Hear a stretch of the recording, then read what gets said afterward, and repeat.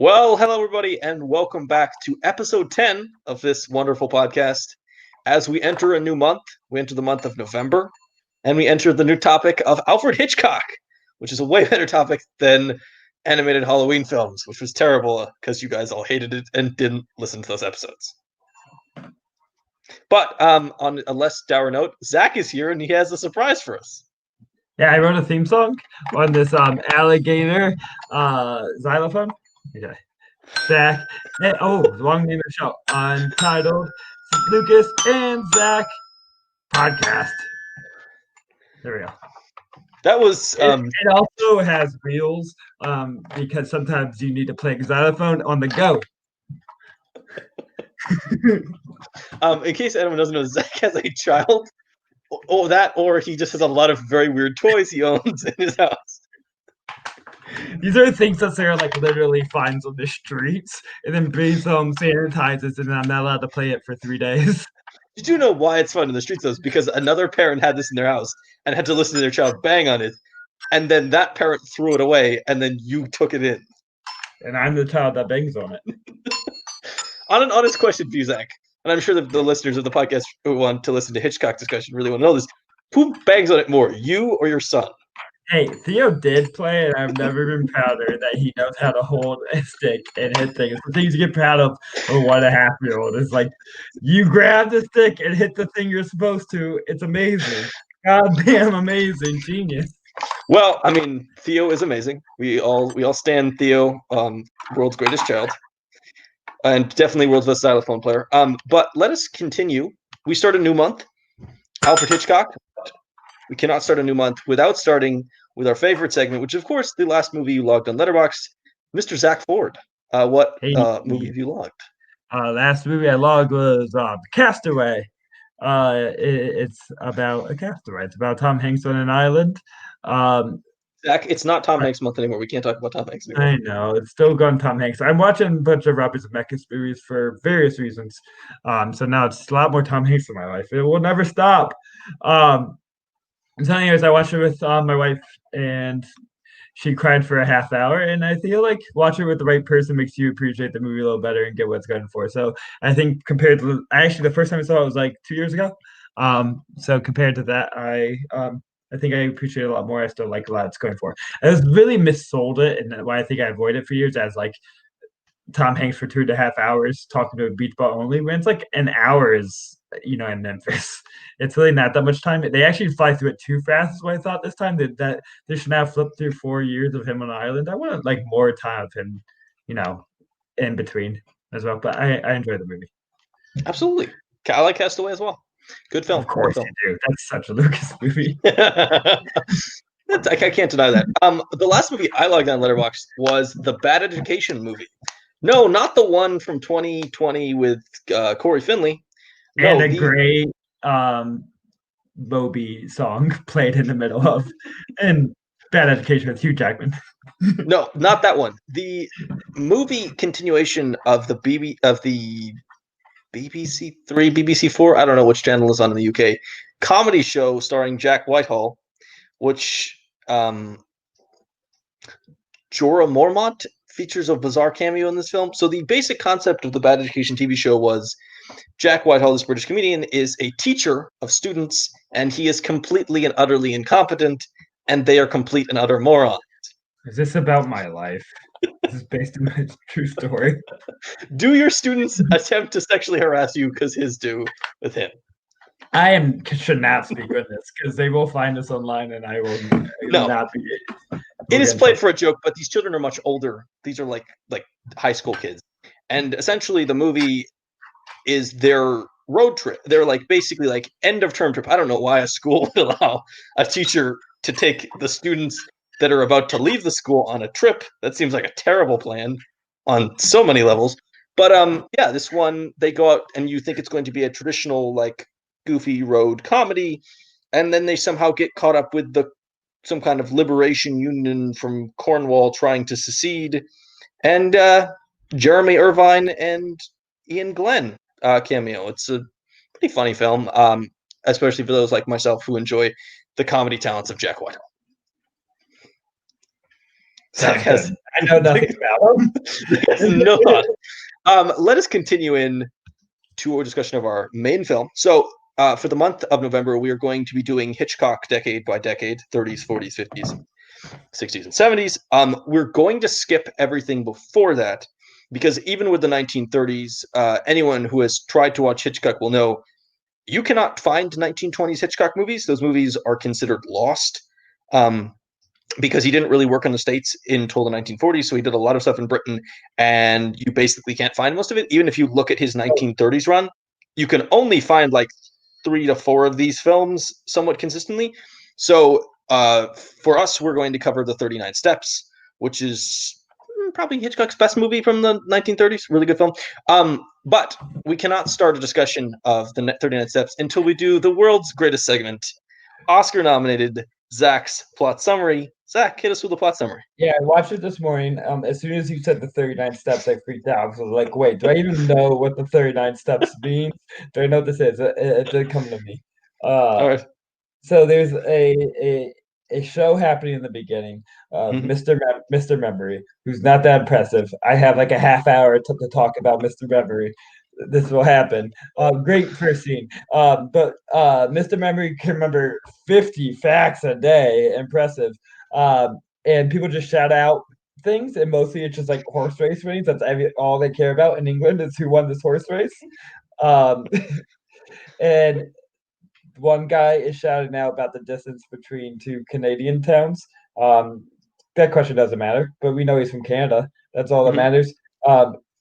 Afterwards, he falls in with some woman, and he like goes home with her, and she turns out she was a spy.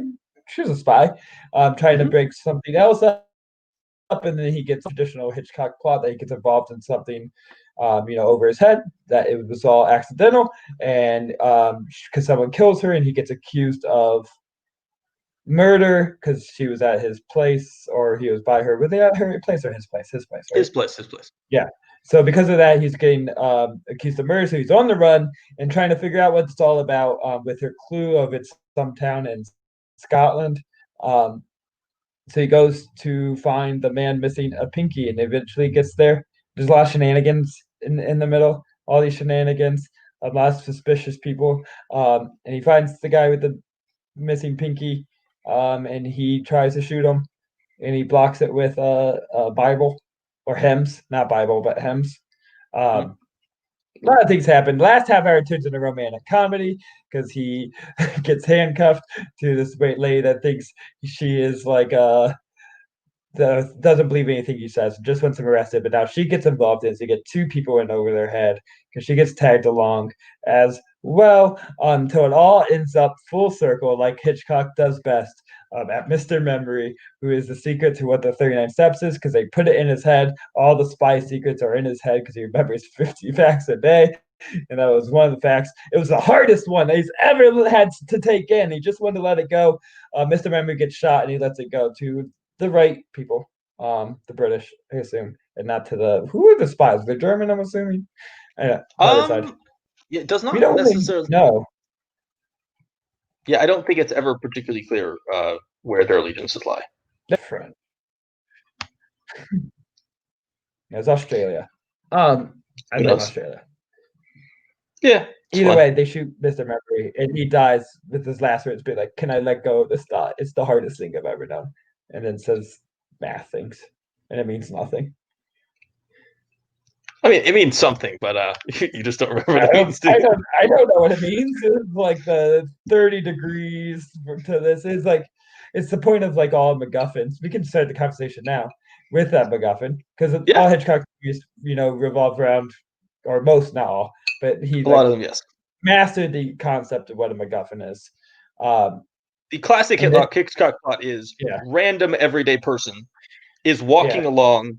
Something crazy happens where somebody else ends up in their life. Typically, that person dies or disappears. So then the craziness is stuck on them.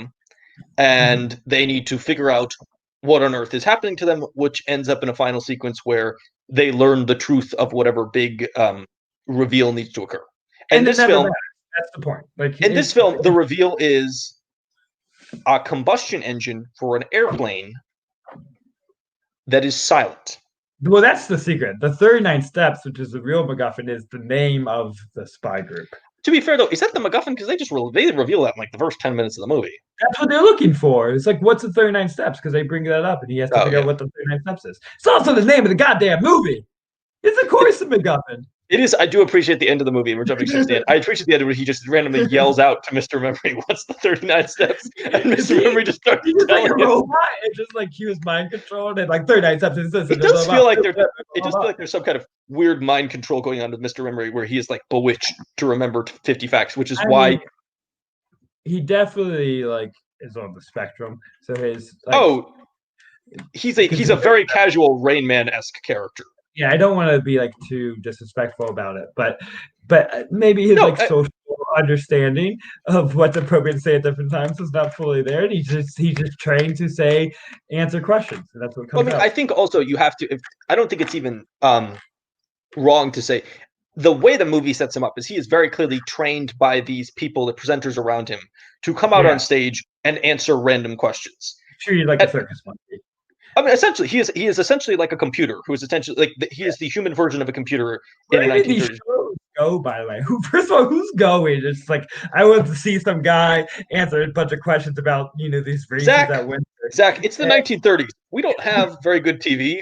We don't have the internet. You're around. We don't have much going on back in the 1930s. It was like the beginning was a smaller place, but it was still like a packed crowd and everyone was shouting. It was like rowdy as fuck. Like this is where people go to go crazy. Is Mr. Memory? We're all gonna shout facts and have a remember what holler. There is one. He will not answer one question, which causes basically a riot. He will not tell you Mae West's age, and this caused everyone to have a flip out all over the place. He ignored a lot of questions. I don't even think he knows that much. I feel like he was just smart diverting away from the ones he didn't know. He didn't know Mae West's age. He definitely did not know Mae West's age. This is a classic. This is like those people who do magic tricks and they guess like what's in your purse. This is like it's probably what happened. This is a common thing you do is you plant people in the audience, and the people in the audience then ask the questions, which seem really difficult. But he's memorized random races and odds at something, so it looks really impressive that he can pull the random winners, top 3 winners, and the odds for them of some horse race. But in reality, he's been trained to do this, and that person was only there to set up, which is why it takes so long for originally at the beginning the Robert De Niro character to even less impressive. So it's not impressive. It's not impressive at all. You make a good point. He basically answers like 2 questions. He usually answers like 2 to 3 questions. He ignores most of them. You want to hear the biggest problem with the movie? What? They at some point he's talking up this at the end, I think, the second time we see Mr. Memory, and he's doing the same speech. He says he remembers 50 facts a day, and then he goes on to say he knows millions and millions of facts. That's just factually not true. I did the math. I'm going to redo it now. 50 facts a day at 365 days is 18,000. If he was 55 years old, that's just 1 million at 55 years old. That's not millions of facts. This is all lies. I want my money back for the ticket I bought to Mr. Memory. Well, if you do it this way, if you take 1 million facts and you divide it by 50 a day, that's how many he can do per day. Like how many days it's going to take you, and then you take that number and you divide it by 365. It will take this person. It'll take this person 54.79 years to memorize. A million. You said millions upon millions, so none of this was true. Just 1 million. Just 1 million. You guys have to start this dude when he's like 5 if you want him to be even functional by the time he's 60. I don't know. I need a whole movie about him. I need to ask him different questions. He needs to know animal facts. So that's. You thought I was joking. I said I'd do a half hour of Mr. Memory. I'm cool and ready. Also, name. Do you think that's his birth name, or did they change it at Ellis Island? I think it is very clearly Ellis Island. They're in the UK, you dumb. I think it's very clearly a stage name. It's a stage name. Zack Ford. A stage name. You have predicted that my dumbest bit was going to be on the 39 Steps episode. I just feel bad for anyone who came here to hear us talk about classic cinema and has never just talk about number of facts. I read this as my 5th thing I want to talk about, hoping this would be an end run after we did the serious stuff, but we just got into it pretty quickly. We just jumped straight into Mr. Memory. But yeah, Mr. Memory. Do you think It he's is. be a character in the was it the Little Big Men series? It's like the British books. There's the cartoons. There's like Sunshine and Miss Happy and Mr. Tickle's my like all time favorite. He just has wriggly arms. I have a stuffed animal. He just tickles things. Mr. Memory needs to be in this. Mr. Menshaw. That's the name of it. He's my new favorite Mr. Men character. I like Look this. it up. Mr. Men's great. Look up Mr. Tickle. Now we've talked about Mr. Memory. Let's get back to the main character of the film. Oh, excuse me, the second main character after Mr. Memory, which is of course Robert Donat's character, Mr. Richard Hanning, who is great. He's really good. Robert Donat is kind of. I think this is really in some ways, and I've not seen a lot of the movies before this one, so I will apologize if this is. You can track this to a different earlier point. This is like the classic Hitchcock lead, in that they are super suave and super charismatic and sexy and just interesting in a way that like super goddamn handsome. Super handsome. Oh, he looks great. Great mustache. Killer mustache there. It's very classic.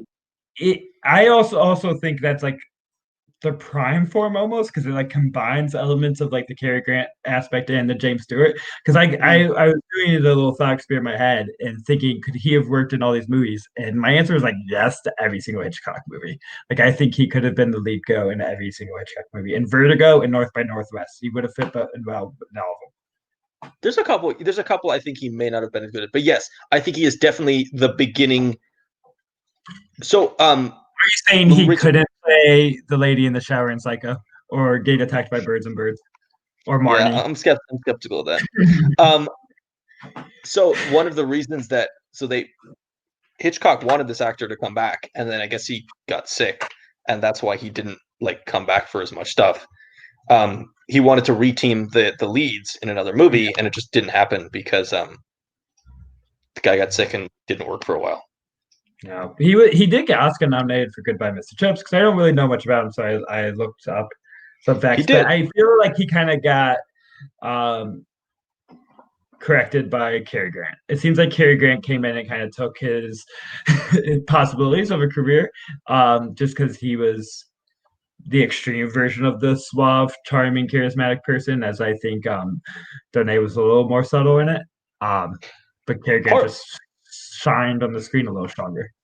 Grant is definitely more charismatic and pops a little bit more. I mean, I think another problem that, and I noticed in Richard, so Donat had chronic asthma, and that's one of the reasons he doesn't work as much. So if you look at his career, you can see like he's doing one movie a year. Cary Grant first on the scene in the early 30s, and he just piles up movie after movie after movie, and it's hard to not get corrected by Grant if you're taking a year off or you're taking 2 years off. Like that's hard to keep going as an actor.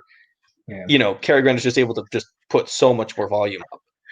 One thing that he did really great that I found pretty remarkable was the kind of switching roles. At some point, he starts to like embrace him as, embrace him as like the murderer that everyone thinks he is and kind of playing that part.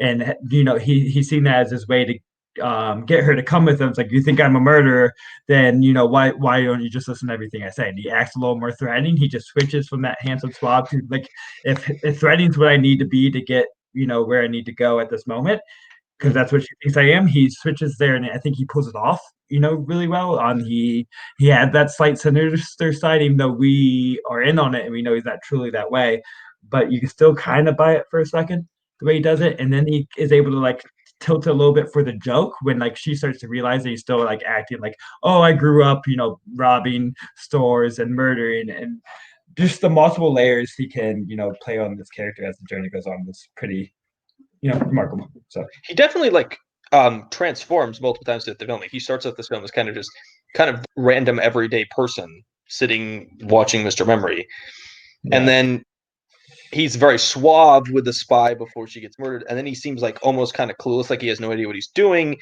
But then he walks into the trap with the 39 steps. But after that, he kind of plays up the murderer aspect. But then he's also like really almost very sweet and like kind to the woman who is handcuffed to him as the film goes along. So he has all these like different.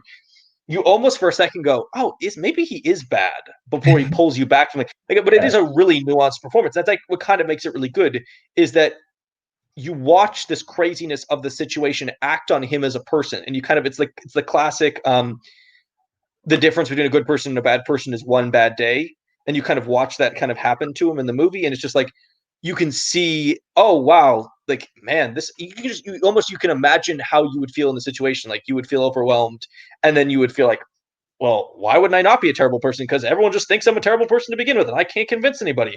But then you're like, well, this person's like really nice, and I'm gonna be sweet to them. Like, you get to see all these different layers of humanity. I think this is one thing that Hitchcock does really well. Is Hitchcock loves taking normal everyday people and putting them in really weird, messed up situations, and kind of watching human psychology and how that unfolds. Like, what do people do? Like the average person who is not crazy, who is not bad, who's not great, who's just kind of a normal person. What happens to them when they're put in a bunch of different situations? Yeah, and I mean that's a good way to be like an avatar for the audience too, because within all these movies you can do the like, what would I do? How would I react? Because it's just a normal guy like us. I feel like the performance of the character is just very adaptive. Like once you said he was overwhelmed and stuff, but once he like finds his feet, he starts to really be able to become the smartest person in the room and Mm-hmm. be able to adapt to every situation and kind of change his persona just a touch to fit that situation the best, to make the best decision for him to avoid either the cops are getting shot, or to manipulate or convince other people to go along with actions. And to me, that was the more striking part of the movie, or most engaging aspect of the movie, is watching those character changes. I think it's also interesting watching this film, watching a 1930s film now, and just thinking about like how different life is without technology. Like in this movie, this random spy shows up. She says 39 steps to him. She gives him like a little pieces of information, but then like the only way to him to figure out what's going on is to go to this place in Scotland she told him about. Like the Mm-hmm. only way to figure out any information is to literally travel to Scotland and then look there. Like you can't Google, you can't look anything up. Even the manner of being, like he's being chased by the police, but the police don't have like video cameras, and they don't have his picture everywhere, and they don't have like cell phones. Like there's all this like this lack of technology. In some ways, really, it works so well. And it would be interesting. It's almost like fascinating to think like what's this movie like in a current day. Like if this is the current day, she says 39 steps and he Googles what 39 steps is, and there's probably like some information somewhere in some weird message board. Deep down in 4chan, you can find Right. that There's somewhere. something somewhere. Or even like he wouldn't be able to get on a train as a wanted murderer in a world with technology because they would figure it out. We get your point. Modern society sucks. You can't murder someone and get away with it near as easy as you could have. Fuck the internet. I get I it. think the real message of this movie is that spy societies and secret organizations are less interesting in a world where you can text people. I feel like spies still got their bits. It's less interesting now because you aren't aware who the spies are, Lucas. You just aren't aware. So you just No, don't know. it's just an interesting way to look at it. Even just I don't know. It's just Yeah. fun. It's just fun watching like the lack of technology and watching them have to just figure stuff out. I think it's great for like thrillers and detective stories and like mystery movies like this, because you get to watch the characters do the legwork of actually having to figure out. You go up to Scotland and you go to the place and you think that they're the good I people, mean, but they're actually the bad people, and then you have to get away from them, and then you have to get away from the police. Like just even the like the physical aspect of having to move around is yeah, it's more kinetic. it's just great. Like I love the fact that Scotland, like the fact that he is physically being chased across Scotland is such a great sequence, because that sequence is way less interesting if this is like a bunch of cars and like motorcycles and like the technology. Like if there's not like there's no technology, like it's just people Cars exist. chasing him. What? No, Cars no, but exist. they do, but they don't chase him in cars. They're not Yeah. chasing him down using vehicles. They're physically chasing him. And this like ask of like it's an actual manhunt.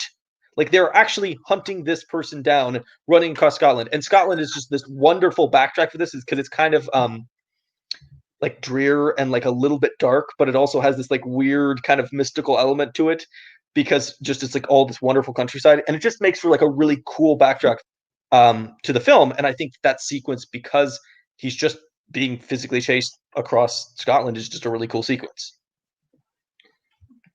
Yeah, I mean, I think it's the kinetic quality of it that it's more like the journey means something more. Like you're watching someone on trains. I guess trains still like exist, but like having trains and running and like random people's houses and that aspect, that kind of old quality aspect of a chase movie, Mhm.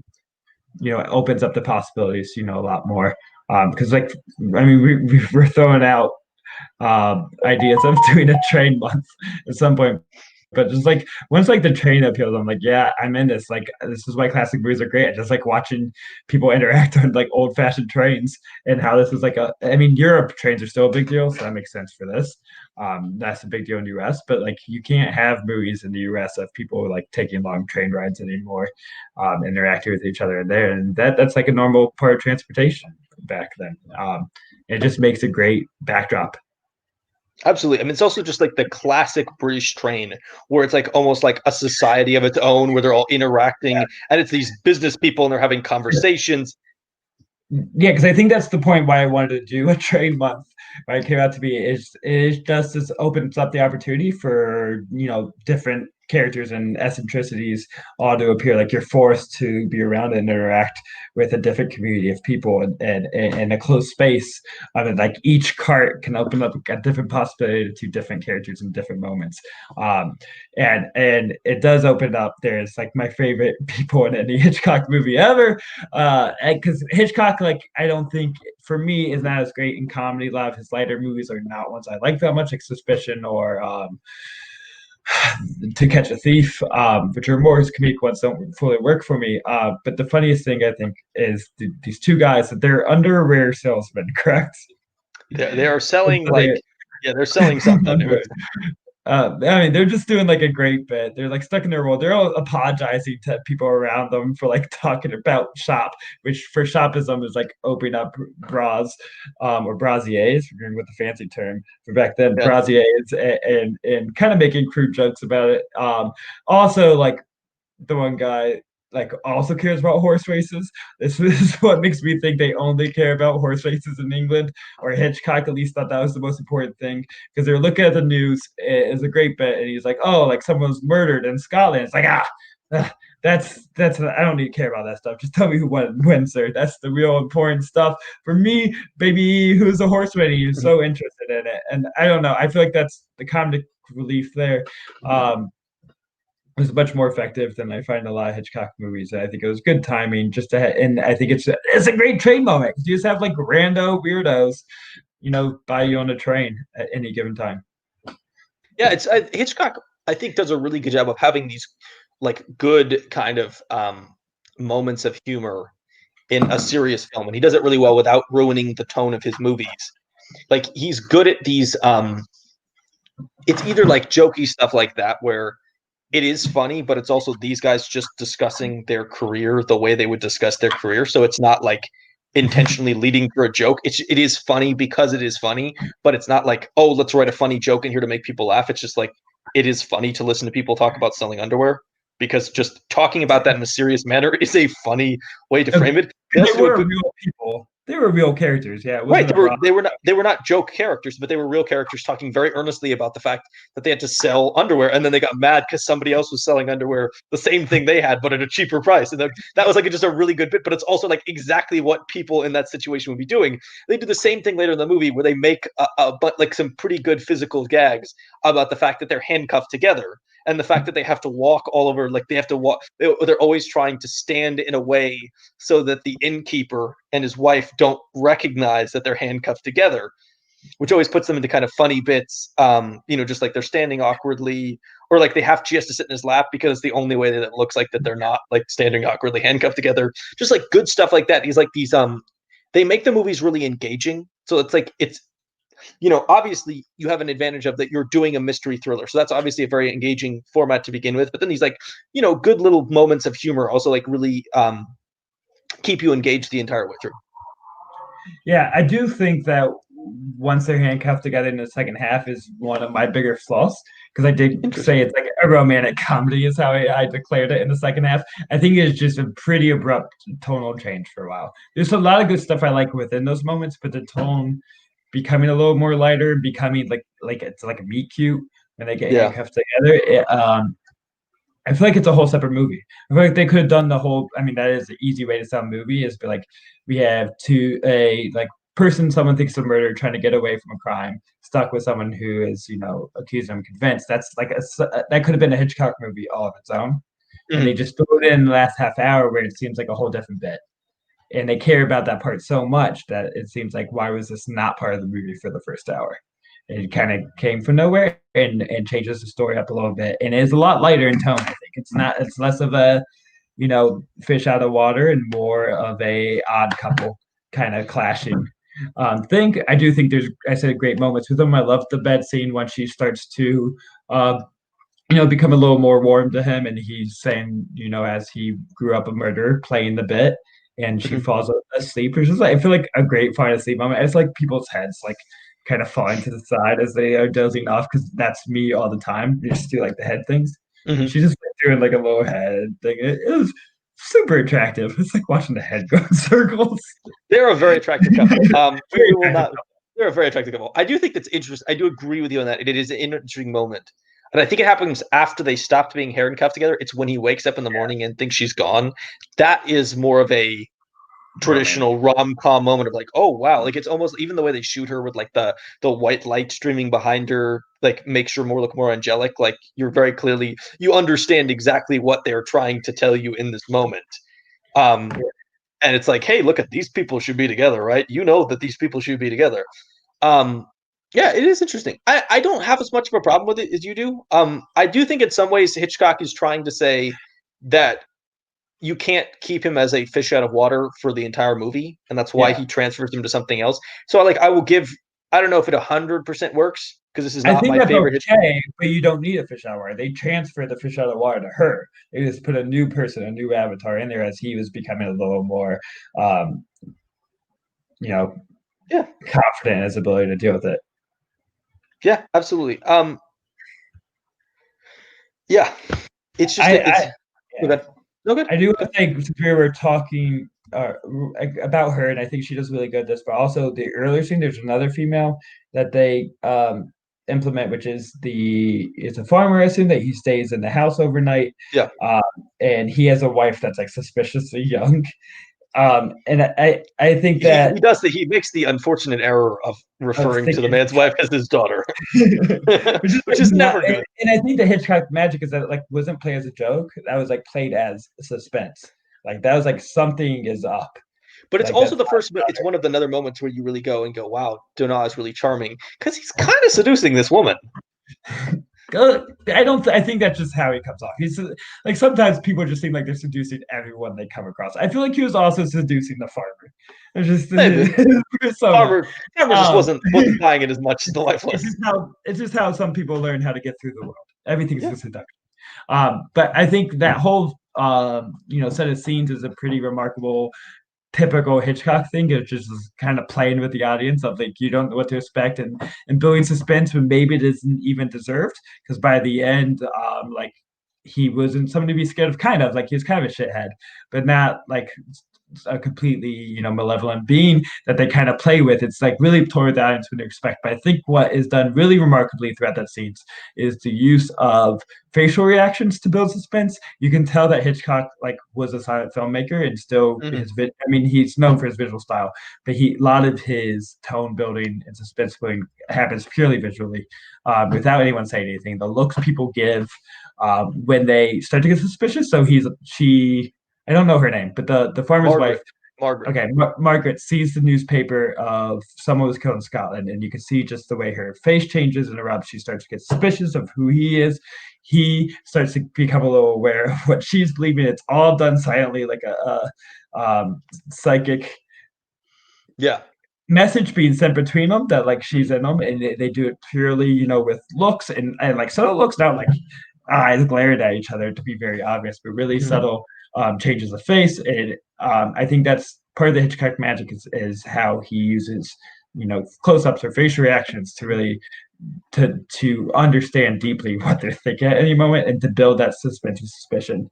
Because I think he also does it when he finds the guy missing part of his pinky, and he's trying to like not get caught in his lie, and you can see his like face changes as he learns new information, has to change his thing. It's all done within his reactions and some incredible, directing of acting and acting itself, that I think propels, the plot and the mood of the movie. Absolutely. I mean, it's very classic movie thing of doing a reveal and like just using framing and the way they shoot them and like focusing on somebody and like the small like nonverbal communication of information as you like, oh, somebody has something in their pocket, or oh, look at the newspaper, or oh, look out the window. Like they do that a lot in old movies in a way that like I think now directors sometimes are a little bit too explosive. Like they want to treat these same moments, but they do it using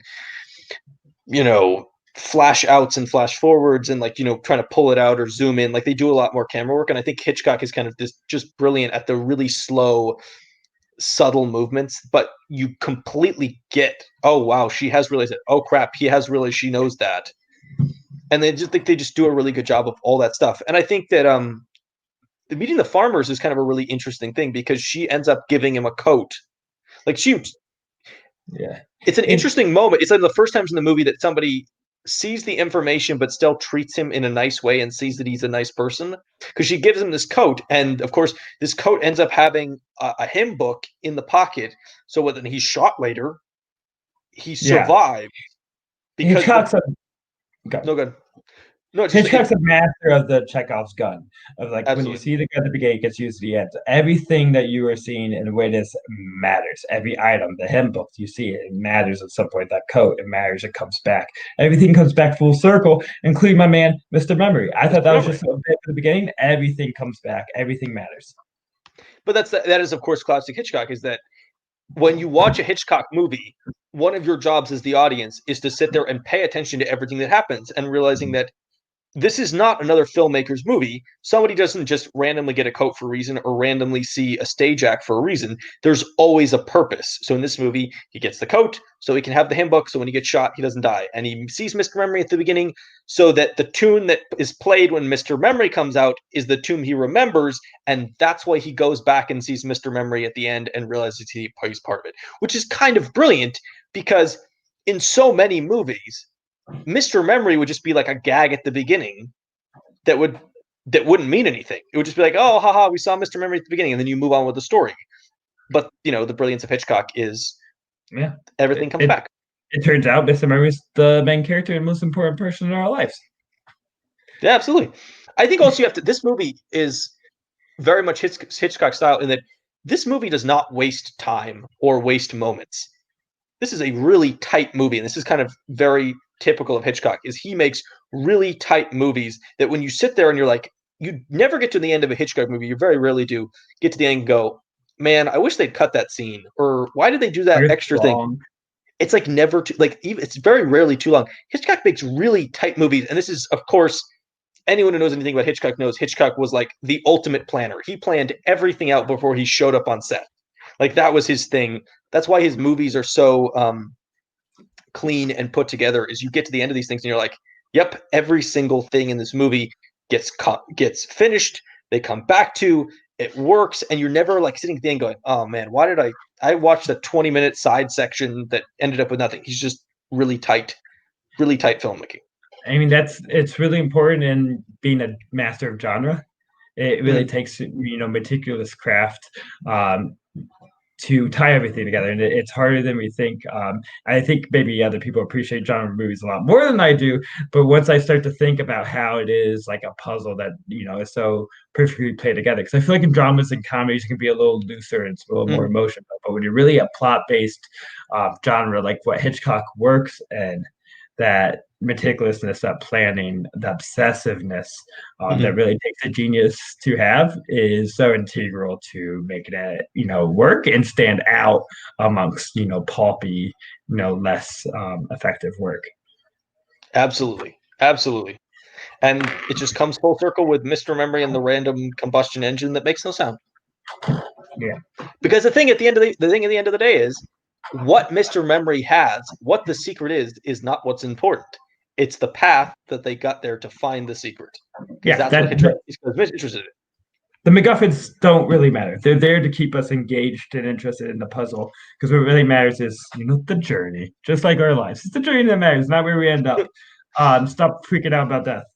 Enjoy your journey. That's what Hitchcock's really trying to say. Just enjoy your journey in life. That's the thematic depth of these spy thrillers. But really, it is because like we care so much about the MacGuffin that I think sometimes people could be like disappointed when they Mhm. find out it doesn't matter.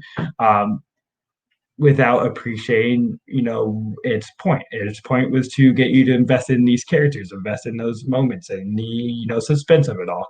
He knows that you don't need to care that it's like an 80-degree radius of something something. There's just a lot of math terms. I'm Yeah, a pretty smart person. I couldn't get it, yeah. but I mean, I think it's what makes Hitchcock so much fun to rewatch is that his movies are not the quality and enjoyment of his movies are not affected by you knowing the end result. Because at the end of the day, if you watch the movie the first time, you get to the end and you go, okay, that was the end of the result. And then the second time you watch the movie, you get to watch it knowing that's what the end result is, and you get yeah. to look for all the stuff as you go along that points out that's what the end result is. That's the layers to Hitchcock that makes his movies so enjoyable to rewatch. And he makes a lot of very grand, bombastic endings Mm. that make you so involved in what's happening that once like the exposition is revealed of what it is, it doesn't matter because you just had like a great time watching Mr. Memory get shot. I had a great time watching that guy get shot up. But like there's so much other action happening that it's not the point. You're already thrilled at Absolutely. that. Yeah.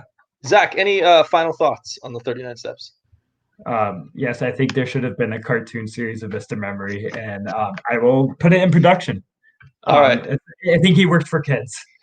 Absolutely. I would say everybody should go watch this. I will give a quick just public service announcement. It is available both on Amazon Prime and HBO Max. I would suggest everyone watch the And HBO Max version. Criterion Channel. It's true. I would suggest everyone watch the HBO Max version. They clearly did like a redo and fixed it up a little bit. And the Amazon Prime version is very rough. So I turned that on initially and then realized the HBO Max was much better. So I switched over to Maybe that. you're a newbie to this, but my advice is never watch classics on Amazon Prime. They're always rough. They can be very rough. That is correct. Let's continue on to the second section of today's podcast. We're going to talk about the 1930s Hitchcock. We're going to make this quick. These movies are not very easy to find. There's not a lot of them. I've seen 3 of them. I think Zach, you've seen 1, which includes this movie, What, including this? Yeah. including this movie. I'm just going to give you a quick rundown. So it's also, I'm going to be honest, looking at the 1930s is really hard to figure out what is Hitchcock, what should talk about and what's not. So if I leave something off, forgive me, because there are movies in here where he made like a German version of the same movie he was making in English, and then he's making like weird like stuff put together films. It's a bizarre a decade for him.